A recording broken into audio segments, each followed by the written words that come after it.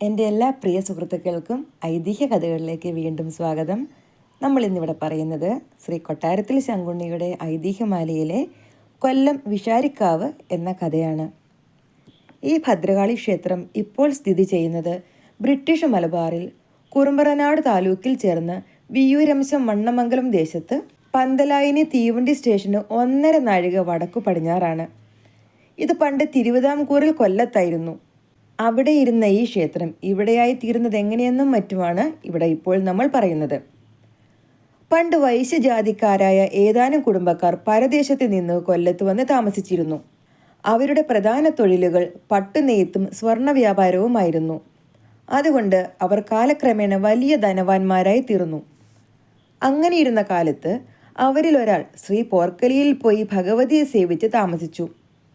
അതിനിഷ്ഠയോടു കൂടിയുള്ള സേവ കൊണ്ട് ഭഗവതി അയാളെക്കുറിച്ച് ഏറ്റവും സന്തുഷ്ടയായി ഭവിക്കുകയാൽ ഒരു ദിവസം രാത്രിയിൽ അയാൾ ഉറങ്ങിക്കിടന്നിരുന്ന സമയം ആരോ അയാളുടെ അടുക്കൽ ചെന്ന്, നിന്റെ ഭക്തി വിശ്വാസാദികൾ കൊണ്ട് ഞാൻ ഏറ്റവും പ്രസാദിച്ചിരിക്കുന്നു. ഇനി ഇപ്രകാരം കഠിനമായ തപസ് ചെയ്ത് നീ കഷ്ടപ്പെടണമെന്നില്ല. നിന്റെ തലക്കിലിരിക്കുന്ന നാന്തകം വാളെടുത്തുകൊണ്ട് നിനക്ക് സ്വദേശത്തേക്ക് പോകാം. എൻ്റെ ഈ ആയുധം വെച്ച് പതിവായി എന്നെ പൂജിച്ചു കൊണ്ടിരുന്നാൽ നീ വിചാരിക്കുന്ന കാര്യങ്ങളെല്ലാം ഞാൻ സാധിപ്പിച്ചു തന്നുകൊള്ളാം. നീ വിചാരിക്കുന്ന സ്ഥലത്ത് ഞാനുണ്ടെന്ന് ദൃഢമായി വിശ്വസിച്ചു കൊള്ളുക എന്ന് പറഞ്ഞതായി അയാൾക്ക് തോന്നി. അയാൾ പെട്ടെന്ന് കണ്ണ് തുറന്ന് നോക്കിയ സമയം ദുർനിരീക്ഷ്യമായ ഒരു തേജസ് മാത്രം കാണുകയും ഉടനെ തന്നെ അത് മറഞ്ഞു പോവുകയും ചെയ്തു. അത് ദേവി തൻ്റെ അടുക്കൽ എഴുന്നള്ളി അരുളി ചെയ്തത് തന്നെയാണെന്ന് അയാൾ ദൃഢമായി വിശ്വസിക്കുകയും തലയ്ക്കൽ നോക്കിയപ്പോൾ ഒരു നാന്തകം വാൾ അവിടെ ഇരിക്കുന്നതായി കാണുകയും ചെയ്തു. അയാൾ കൊല്ലത്ത് മടങ്ങിയെത്തിയതിനു ശേഷം അവിടെ ഒരു ക്ഷേത്രം പണിയിച്ച് ഭഗവതിയെ പ്രതിഷ്ഠിക്കുകയും ഭഗവതിയുടെ പീഠത്തിന്മേൽ നാന്തകം വാൾ വെച്ച് പതിവായി പൂജിച്ച് ഭഗവതിയെ ഭക്തിപൂർവ്വം സേവിച്ചു കൊണ്ടിരിക്കുകയും ചെയ്തു. ആ വൈശ്യൻ ഒരു വിഷഹാരിയുമായിരുന്നു. അതിനാൽ അയാൾ ഉണ്ടാക്കിയ ക്ഷേത്രത്തിനും വിഷഹാരിക്കാവ് എന്ന് നാമം സിദ്ധിച്ചു. അത് ലോപിച്ച് ക്രമേണ വിഷാരിക്കാവ് എന്നായി തീർന്നു. ഇപ്പോൾ ആ കാവ് വിഷാരിക്കാവ് എന്നാണ് അറിയപ്പെടുന്നത്. മുൻപേ തന്നെ വലിയ ധനവാന്മാരായിരുന്ന വൈശ്യന്മാർക്ക് ഭഗവതിയുടെ സാന്നിധ്യം കൂടി ഉണ്ടായപ്പോൾ ധനം സംഖ്യയില്ലാതെ വർദ്ധിച്ചു.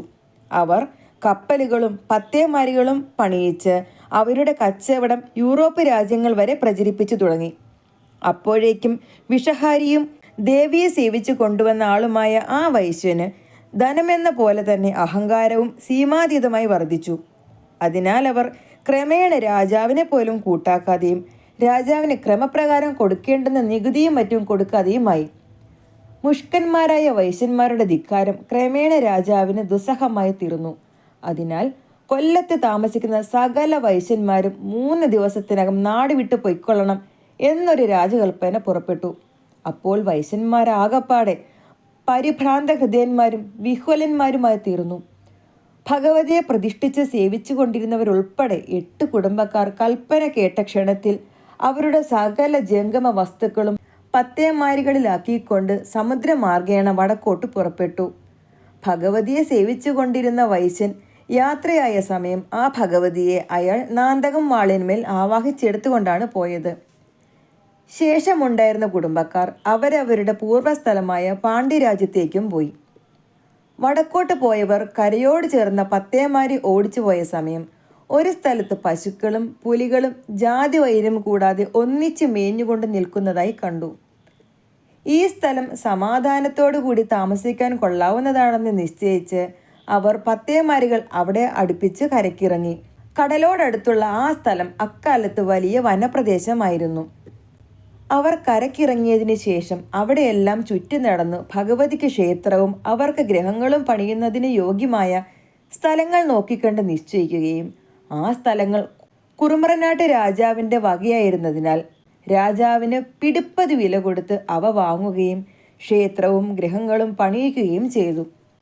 അമ്പലം, ശ്രീകോവിൽ, നാലമ്പലം, തിടപ്പള്ളി മുതലായവയോടുകൂടിയാണ് പണി കഴിപ്പിച്ചത്. അവിടെ കൊടുങ്ങല്ലൂർ, തിരുമാന്താംകുന്ന് മുതലായ സ്ഥലങ്ങളിലെ പോലെ കിഴക്കോട്ട് ദർശനമായി ശിവനെയും വടക്കോട്ട് ദർശനമായി ഭഗവതിയെയും മതിൽക്കകത്ത് ഉപദേവനായി ശാസ്താവിനെയും പ്രതിഷ്ഠിച്ചു. പ്രതിഷ്ഠ നടത്തിയത് പ്രസിദ്ധ മാന്ത്രികനും തന്ത്രിയുമായ കാട്ടുമാടസ നമ്പൂതിരിയാണ്.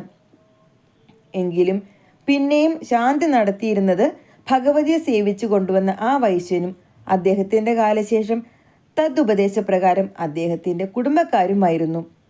വൈശ്യന്മാർ 8 കുടുംബക്കാരും ക്ഷേത്രത്തിന് സമീപം തന്നെ 8 ഗൃഹങ്ങളിലായി താമസമുറപ്പിച്ചു. ഈ ക്ഷേത്രത്തിൽ അവർ ഊരാളന്മാരായി തീരുകയും ചെയ്തു. ഈ വൈശ്യന്മാർ അവിടെ വന്നത് അവർക്കും ആ ദേശത്തിന് മംഗലമായി പരിണമിച്ചു.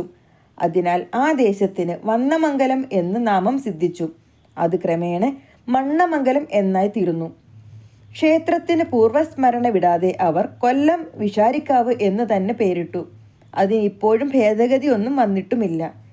ഈ ക്ഷേത്രത്തിൻ്റെ കാരണഭൂതനായ വൈശ്യന് ശ്രീ പോർക്കലിൽ നിന്നു കിട്ടിയതും കൊല്ലത്ത് നിന്നും ഭഗവതിയെ ആവാഹിച്ചു കൊണ്ടുപോകുന്നതുമായ നാന്തകമാൾ ഇവിടെ ഭഗവതിയെ പ്രതിഷ്ഠിച്ചപ്പോൾ തന്നെ ആ ശ്രീകോവിലിനകത്ത് വെച്ചു. അതിപ്പോഴും അവിടെ തന്നെ ഇരിക്കുന്നുണ്ട്. അതിന് ഇതുവരെ യാതൊരു കേടും സംഭവിച്ചിട്ടില്ല. ക്ഷേത്രത്തിൽ ഊരാളന്മാരായ 8 കുടുംബക്കാരുടെ വീട്ടുപേരുകൾ കീഴേൽ വീട്, പാഴേൽ, എളയടത്ത്, ഈച്ചരാട്ടിൽ, പൊനത്തിൽ, നാണോത്ത്, എരോത്ത്, ഉമ്മച്ചി വീട് എന്നിങ്ങനെയാണ്.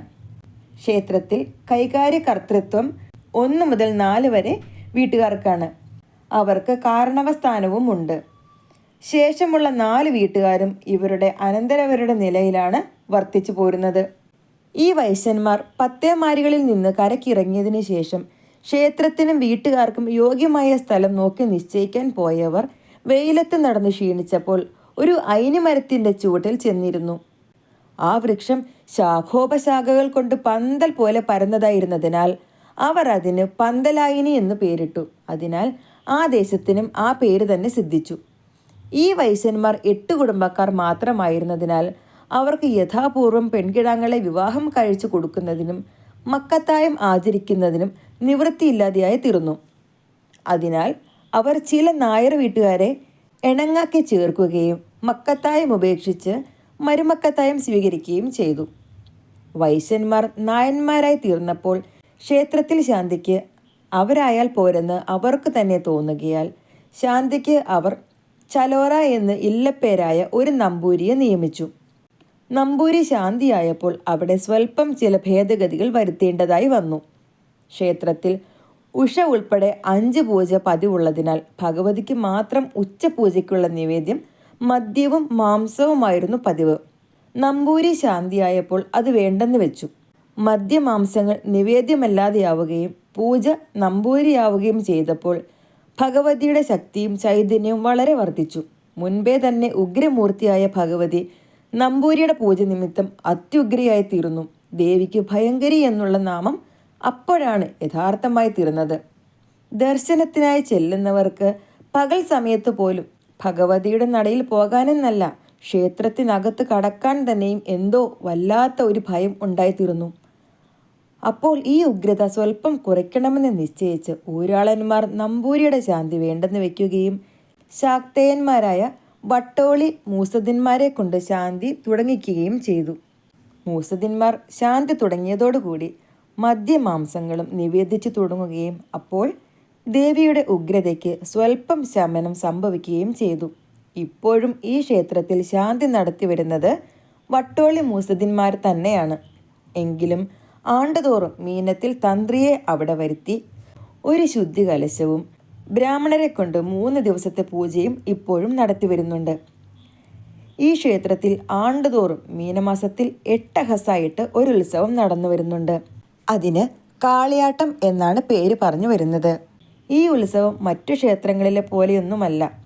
ഇവിടെ ധ്വജമായി ഉപയോഗിക്കുന്നത് 45 കോൽ നീളമുള്ള ഒരു മുളയാണ്. മുള നാട്ടി അതിന്മേലാണ് കൊടിയേറ്റ് കഴിക്കുന്നത്. കൊടിയേറിയാൽ എഴുന്നള്ളിക്കുന്നത് 6 ദിവസം ലോഹനിർമ്മിതമായ ശീവേലി തിടമ്പും 7-ാം ദിവസവും 8-ാം ദിവസവും നാന്തകം വാളുമാണ്. നാന്തകം വാൾ എഴുന്നള്ളിക്കുന്നതിനുള്ള ആന പിടി തന്നെ ആയിരിക്കണമെന്ന് നിർബന്ധമുണ്ട്. ഉത്സവകാലത്ത് പ്രതിദിനം 3 ശീവേലിയും ക്ഷേത്രത്തിൻ്റെ ഊട്ടുപുരയിൽ വെച്ച് ബ്രാഹ്മണർക്കും സാധുക്കൾക്കും സദ്യയും പതിവുണ്ട്. 7-ാം ദിവസം വലിയ വിളക്കിനും 8-ാം ദിവസം കാളിയാട്ടത്തിനും മാത്രമേ നാന്തകം വാൾ ആനപ്പുറത്ത് എഴുന്നള്ളിക്കാറുള്ളൂ. നാന്തകം വാളെടുത്ത് എഴുന്നള്ളിക്കുന്ന ആളിൽ ഭഗവതിയുടെ ആവാസമുണ്ടാകുമെന്നാണ് വിശ്വാസം. ആ ആൾ വാൾ പിടിച്ചുകൊണ്ട് ആനപ്പുറത്തിരുന്ന് കലശലായി വിറയ്ക്കുകയും എഴുന്നള്ളിപ്പ് കഴിഞ്ഞ് താഴെയിറങ്ങി വാൾ ശ്രീകോവിലകത്ത് കൊണ്ടുചെന്ന് വെച്ചാലുടനെ ബോധം കെട്ടി വീഴുകയും ചെയ്യാറുണ്ട്. പിന്നെ വളരെ നേരം കഴിഞ്ഞേ ആ ആൾക്ക് ബോധം വീഴുകയുള്ളൂ. ഇവിടെ ഉത്സവം മീനമാസത്തിലായിരിക്കണമെന്നല്ലാതെ കൊടിയേറ്റ് ഇന്ന നാൾ അല്ലെങ്കിൽ ഇന്ന തീയതി വേണമെന്ന് നിർബന്ധമില്ല. അത് ആണ്ടുതോറും നിശ്ചയിച്ച് നടത്തുകയാണ് പതിവ്. അത് നിശ്ചയിക്കാനുള്ള അവകാശവും അധികാരവും പൊറ്റമ്മൻ നമ്പീശൻ എന്ന ആൾക്കാണ്. അവരുടെ കുടുംബത്തിൽ അതാത് കാലത്ത് മൂപ്പായിട്ടുള്ള ആളാണ് അത് നിശ്ചയിക്കുന്നത്. എന്നാൽ അത് നാന്തകം വാൾ കറകൂട്ടുവാനുള്ള മുഹൂർത്തം അനുസരിച്ചായിരിക്കണം. വാൾ കറകൂട്ടുവാനുള്ള മുഹൂർത്തം ജ്യോത്സ്യനെ വരുത്തി നോക്കിച്ചാണ് നിശ്ചയിക്കുന്നത്. ഞായർ, ചൊവ്വ, വെള്ളി ഈ ആഴ്ചകളിൽ ഏതെങ്കിലും ഒരു ദിവസമേ വാൾ കറകൂട്ടുവാൻ പാടുള്ളൂ. വാൾ കറകൂട്ടുക എന്ന് പറഞ്ഞാൽ തേച്ചു മിനുക്കി തുരുമ്പ് കളഞ്ഞ് എണ്ണ പുരട്ടി വെക്കുക എന്നാണ് അർത്ഥം. കാളിയാട്ടത്തിൻ്റെ പ്രധാന ക്രിയ നാന്തകം വാൾ ആനപ്പുറത്ത് എഴുന്നള്ളിക്കുകയാണ്. ആ എഴുന്നള്ളത്ത് പകൽ ഏകദേശം 4 മണിക്ക് ആരംഭിക്കും. അതിന് കുട, ആലവട്ടം, വെൺചാമരം, തലയിൽ കെട്ട് മുതലായ അലങ്കാരങ്ങളോട് കൂടിയ 15 ആനകളും പലവിധ വാദ്യങ്ങളോട് കൂടിയ താളമേളങ്ങളും ഉണ്ടായിരിക്കും. ആ എഴുന്നള്ളത്ത് നടയിൽ സ്വൽപ്പമകലെയായി നിൽക്കുന്ന പാലയുടെ ചുവട്ടിലെത്തുമ്പോൾ മേളം കലാശിക്കും. പിന്നെ അവിടെ കുറുപ്പിൻ്റെ നൃത്തമുണ്ട്. അത് കഴിഞ്ഞാൽ അവിടെ നിന്ന് ഊരുചുറ്റലായി എഴുന്നള്ളിച്ചു പോകും. ഊരുചുറ്റൽ കഴിഞ്ഞു മടങ്ങിയെത്തിയാൽ ക്ഷേത്രത്തിൻ്റെ പടിഞ്ഞാറേ നടക്കിലും തെയ്യമ്പാടി കുറുപ്പിൻ്റെ നൃത്തമുണ്ട്. ഭഗവതി ഊരുചുറ്റാൻ എഴുന്നള്ളുന്ന സമയം ക്ഷേത്രത്തിൻ്റെ തെക്ക് ഭാഗത്ത് മുന്നൂറ്റൻ എന്ന ജാതിക്കാരും മുന്നൂറന്മാർ എന്നും പറയും, കിഴക്കു ഭാഗത്ത് വണ്ണാന്മാരും അണിനിരന്ന കാവിൽ നിൽക്കുക പതിവാണ്. നാന്തകം വാൾ ഇറക്കി എഴുന്നള്ളിക്കുന്നതുവരെ അവർ കാവൽ നിൽക്കും. ഇറക്കി എഴുന്നള്ളിക്കുന്ന സമയത്ത് വെളിച്ചപ്പാട് തുള്ളും. അതും കഴിഞ്ഞാൽ അരിയും പയറും മാംസവും കൂടി പാകം ചെയ്ത് കൊണ്ടുപോയി വടക്ക് വശത്തുള്ള കോട്ടയിൽ വെച്ച് ഭൂതങ്ങൾക്ക് ബലി കൊടുക്കും. ഇതിന് അരിങ്ങാട്ട് എന്നാണ് പേര് പറഞ്ഞു വരുന്നത്. അത് അന്യന്മാർക്ക് കാണാൻ പാടില്ല. കോട്ടയെന്ന് പറയപ്പെടുന്നത് ഏതാനും ഉന്നത വൃക്ഷങ്ങൾ നിൽക്കുന്ന ഒരു പറമ്പാണ്. വിഷാരിക്കാവിൽ ഭഗവതിയുടെ അത്ഭുത മഹാത്മ്യങ്ങളെല്ലാം പറഞ്ഞ് അവസാനിപ്പിക്കുന്ന കാര്യം അസാധ്യമാണ്. അതിനാൽ അവയിൽ ചിലത് മാത്രം പറഞ്ഞുകൊള്ളട്ടെ. പണ്ട് മൈസൂർ കടുവ എന്ന് പ്രസിദ്ധനായിരുന്ന ടിപ്പു സുൽത്താൻ മലബാറിനെ ആക്രമിച്ച കാലത്ത് അനേകം ഹിന്ദു ക്ഷേത്രങ്ങൾ അഗ്നിക്കിരയാക്കി നശിപ്പിച്ചുവെങ്കിലും വിഷാരിക്കാവിൽ ഭഗവതിയെക്കുറിച്ച് അയാൾക്ക് വളരെ ഭക്തിയും വിശ്വാസവും ഉണ്ടായിരുന്നു. അതിനാൽ അയാൾ ചില കാലങ്ങളിൽ ദേവീ ദർശനാർത്ഥം അവിടെ ചെല്ലുകയും ചെയ്തിരുന്നു. ഒരിക്കൽ സുൽത്താൻ ദർശനത്തിനായി ചെന്ന സമയം ശാന്തിക്കാരൻ പ്രസാദം കൊടുക്കാനായി കൊണ്ടു ചൊല്ലുകയും, അപ്പോൾ സുൽത്താൻ, എനിക്ക് ശാന്തിക്കാരൻ്റെ പ്രസാദം വേണ്ട, ദേവി തന്നെ എനിക്ക് പ്രസാദം തരണം എന്ന് പറഞ്ഞ് ശാന്തിക്കാരനോട് പ്രസാദം വാങ്ങാതെ തർക്കിച്ചു നിൽക്കുകയും ചെയ്തു. ആ സമയം ഭഗവതി തന്നെ പ്രസാദം എടുത്തുകൊണ്ട് പ്രത്യക്ഷമായി അവിടെ എഴുന്നള്ളി. പ്രസാദം സുൽത്താൻ്റെ കയ്യിലിട്ട് കൊടുത്തു.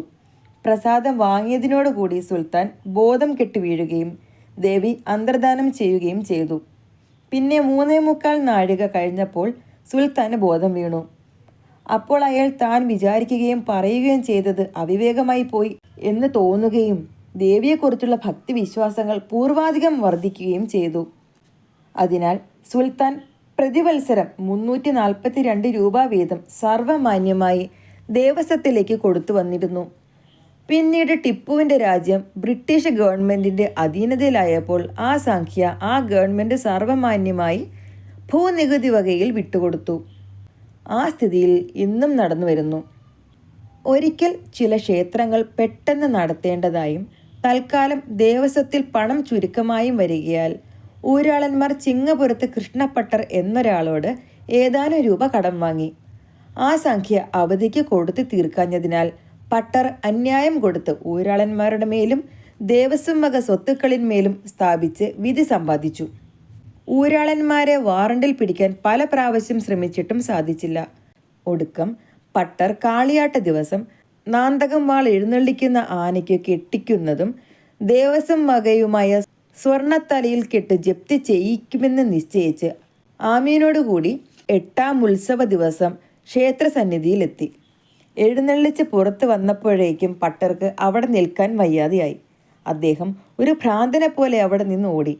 അപ്പോൾ ആരോ പിന്നാലെ ചെന്ന് ഊക്കോടുകൂടി പുറത്ത് ഒന്നടിച്ചതായി അദ്ദേഹത്തിന് തോന്നി. അദ്ദേഹം പിന്നെയും ഓടുകയും പടിഞ്ഞാറ് വശത്തുള്ള ചിറയുടെ വക്കത്ത് ചെന്നപ്പോൾ ബോധം കെട്ട് അവിടെ വീഴുകയും ഉടനെ ചോര ഛർദ്ദിച്ചു തുടങ്ങുകയും മാത്രക്കിടയിൽ പരലോകപ്രാപ്തനാവുകയും ചെയ്തു. ഇനി മറ്റൊരു കഥ പറയുകയാണെങ്കിൽ, വിഷാരിക്കാവ് ക്ഷേത്രത്തിൽ 2 തവണ കള്ളന്മാർ കയറുകയുണ്ടായി. ഒരിക്കലും അവർക്കൊന്നും കൊണ്ടുപോകുവാൻ സാധിച്ചില്ല. ഒരിക്കൽ കള്ളന്മാർ അമ്പലത്തിനകത്ത് കടന്നപ്പോൾ അവിടെ അകത്തും പുറത്തും വലിയ പുഴയിലെന്ന പോലെ വെള്ളം പെരുകിയിരിക്കുന്നതായി അവർക്ക് തോന്നി. അതിനാൽ നേരം വെളുക്കുന്നതുവരെ അവർ അവിടെ കിടന്ന് കഷ്ടപ്പെട്ടു. നേരം വെളുത്ത് നട തുറന്നപ്പോൾ അവിടെ എങ്ങും വെള്ളം കയറിയിട്ടില്ലെന്നുള്ള വാസ്തവം അവർക്ക് മനസ്സിലാവുകയും അവരിറങ്ങി പോവുകയും ചെയ്തു. പിന്നെ ഒരിക്കൽ കള്ളന്മാർ അമ്പലത്തിൽ കയറി ചില ഓട്ടുപാത്രങ്ങളും മറ്റും എടുത്തുകൊണ്ട് പുറത്തിറങ്ങി. സാമാനങ്ങളെല്ലാം തലയിലേറ്റിക്കൊണ്ട് യാത്രയായപ്പോൾ അവർക്ക് എതിലെയാണ് പോകേണ്ടതെന്ന് നിശ്ചയമില്ലാതെയായി.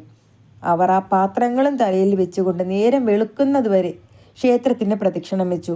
നേരം വെളുത്തപ്പോൾ ഊരാളന്മാരിൽ ചിലർ അവിടെ എത്തി കള്ളന്മാരെ പിടികൂടുകയും പോലീസിൽ ഏൽപ്പിക്കാനായി പുറപ്പെടുകയും ആ സമയം വെളിച്ചപ്പാട് തുള്ളി വരികയും നമ്മുടെ മുതൽ മോഷ്ടിച്ചു കൊണ്ടുപോയാൽ അതുകൊണ്ടുണ്ടാവുന്ന നഷ്ടം നമുക്കാണ്. അതിനാൽ അതിനെക്കുറിച്ച് നാം തന്നെ ചോദിച്ചു കൊള്ളാം. അതിന് കുഞ്ഞമ്പിയെ കമ്പനിയെ ഏൽപ്പിക്കണമെന്നില്ല. അക്കാലത്ത് ഇന്ത്യ ഭരിച്ചിരുന്നത് ഈസ്റ്റ് ഇന്ത്യ കമ്പനിക്കാരായിരുന്നു എന്ന് പറയുകയും കള്ളന്മാരെ കൊണ്ട് മോഷ്ടിച്ച മുതലെല്ലാം അവിടെ വെപ്പിക്കുകയും പ്രായശ്ചിത്തവും മേലാൽ അവിടെ കയറി മോഷ്ടിക്കുകയില്ലെന്ന് സത്യവും ചെയ്യിച്ച് അവരെ വിട്ടയക്കുകയും ചെയ്തു.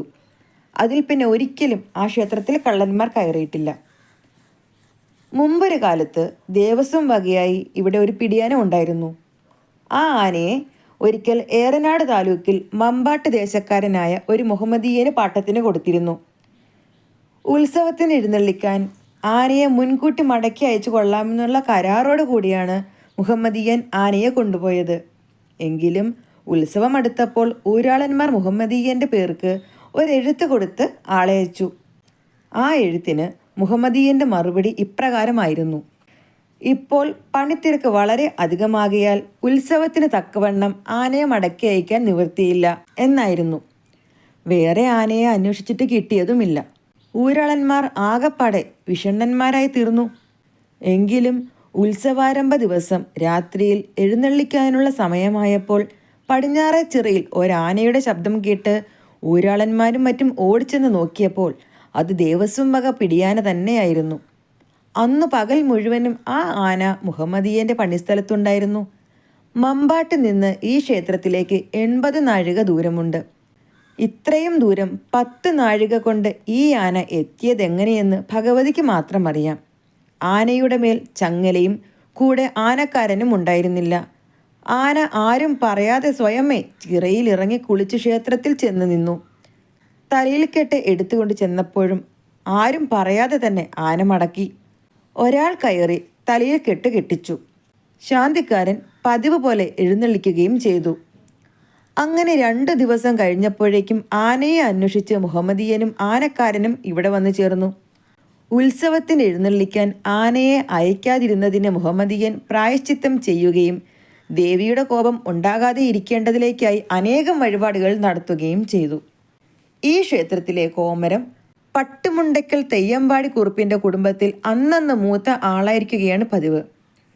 ഒരു കാലത്ത് അവിടെ പ്രായം തികഞ്ഞ പുരുഷന്മാരാരും ഇല്ലാതായി തീരുകയാൽ കരോറ പണിക്കന്മാരുടെ കുടുംബത്തിൽ നിന്ന് ഒരാളെ കോമരമാക്കി എടുക്കുന്നതിന് ഊരാളന്മാരും മറ്റും കൂടി തീർച്ചയാക്കി. ആ സമയം തെയ്യമ്പാടി കുറുപ്പിൻ്റെ ഗൃഹത്തിൽ നിന്ന് 11 വയസ്സ് മാത്രം പ്രായമായ ഒരാൺകുട്ടി വെളിച്ചപ്പെട്ടുകൊണ്ട് ക്ഷേത്രത്തിലെത്തി. കുറുപ്പിൻ്റെ ഗൃഹത്തിൽ നിന്ന് ക്ഷേത്രത്തിലേക്ക് 115 നാഴിക ദൂരമുണ്ട്. ചെറുപ്രായക്കാരനായ ഈ ബാലൻ ഇത്രയും ദൂരം പരസഹായം കൂടാതെ വഴിയറിഞ്ഞ് ഇവിടെ വന്നെത്തിയതിനെ കുറിച്ച് തന്നെ എല്ലാവരും ഏറ്റവും അത്ഭുതപ്പെട്ടു. പിന്നീടുണ്ടായ അന്വേഷണത്തിൽ അയാൾ ഗൃഹത്തിൽ നിന്ന് ഏകദേശം 15 നാഴിക കൊണ്ടാണ് ഇവിടെ വന്നെത്തിയതെന്ന് അറിയുകയും ചെയ്തു. അയാളുടെ പ്രവൃത്തികളും വാക്കുകളും അത്ഭുതപ്പെടുവാൻ തക്കവയായിരുന്നതിനാൽ വിശ്വാസപൂർവം അയാളെ തന്നെ അവിടെ കോമരമായി സ്വീകരിച്ചു. ഏകദേശം 75 വയസ്സോളം പ്രായമായ ആ മനുഷ്യൻ ഇപ്പോഴും ജീവിച്ചിരിക്കുന്നുണ്ട്. ഏകദേശം 12 കൊല്ലം മുമ്പ് ഊരാളന്മാരുടെ ബന്ധുവർഗത്തിൽപ്പെട്ട ഒരാൾ ഈ ഭഗവതിയുടെ നടയിൽ നിന്ന് കള്ളസത്യം ചെയ്തു. അയാൾ ക്ഷേത്രത്തിൽ നിന്ന് പുറത്തിറങ്ങിയ ക്ഷണത്തിൽ ബോധം കെട്ടു മറിഞ്ഞു വീണു മരിച്ചു. അതിൽ പിന്നെ സത്യം ചെയ്യാനായി അവിടെ ആരും ചെല്ലാറില്ല. കൊല്ലം 1098 കടത്തനാട്ട് തെക്കിക്കണ്ണമ്പത്ത് നമ്പ്യാരുടെ ഗ്രഹത്തിൽ ഒരു വലിയ കവർച്ചയുണ്ടായി. പല ജാതിക്കാരായ 21 മഹാതസ്കരന്മാർ കൂടിയാണ് കളവ് നടത്തിയത്. പണ്ടമായിട്ടും പണമായിട്ടും അനേകായിരം രൂപയുടെ വക അവർ തട്ടിക്കൊണ്ടുപോയി. പോലീസുകാർ പഠിച്ച വിദ്യകളെല്ലാം പ്രയോഗിച്ച് അന്വേഷണം നടത്തിയിട്ടും യാതൊരു തുമ്പും ഉണ്ടായില്ല. അതിനാൽ നമ്പ്യാർ ഈ ഭഗവതിക്ക് ചില വഴിപാടുകൾ നേർന്നു. അതിനുശേഷം അധികം താമസിയാതെ തന്നെ ഈ കള്ളന്മാർ മോഷ്ടിച്ചെടുത്ത മുതലുകളെല്ലാം തലയിൽ വെച്ച് തുള്ളിക്കൊണ്ട് ഭഗവതിയുടെ നടയ്ക്കൽ കൊണ്ടു ചെന്ന് വെച്ച് ക്ഷമായാചനം ചെയ്തു മടങ്ങിപ്പോയി. ഊരാളന്മാർ നമ്പ്യാരെ വരുത്തി ആ മുതലുകളെല്ലാം ഏൽപ്പിച്ചു കൊടുത്തു. നമ്പ്യാർ മുൻപ് നിശ്ചയിച്ചതിലധികം വഴിപാടുകൾ കഴിച്ച് ഭഗവതിയെ വന്നിച്ചു കൊണ്ട് പോവുകയും ചെയ്തു. പണ്ടൊരിക്കൽ ഗർഭിണിയായ ഒരു സ്ത്രീ ഉച്ചപൂജ സമയത്ത് ക്ഷേത്രത്തിൽ ചെന്ന് ദർശനം കഴിച്ചുപോയി.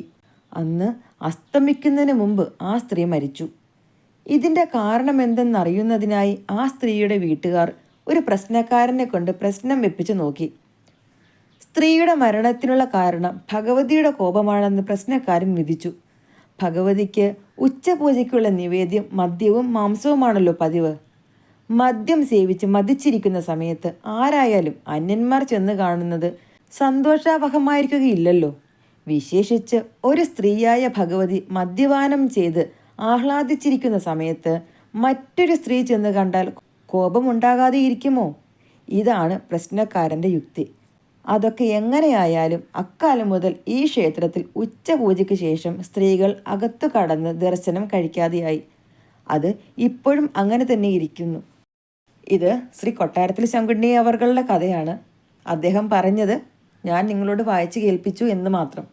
ഈ ക്ഷേത്രത്തെപ്പറ്റി നിങ്ങൾക്കുള്ള അറിവ് എന്തെങ്കിലും ഉണ്ടെങ്കിൽ നമ്മുടെ താഴെ കമൻറ്റ് ബോക്സിൽ പങ്കുവയ്ക്കാൻ ഞാൻ അഭ്യർത്ഥിക്കുന്നു. നിങ്ങൾക്കിത് ഇഷ്ടമായാൽ ലൈക്ക് ചെയ്യാനും ഷെയർ ചെയ്യാനും കമൻറ്റ് ചെയ്യാനും മറക്കരുത്. മറ്റൊരു കഥയുമായി നമുക്ക് നാളെ വീണ്ടും കാണാം.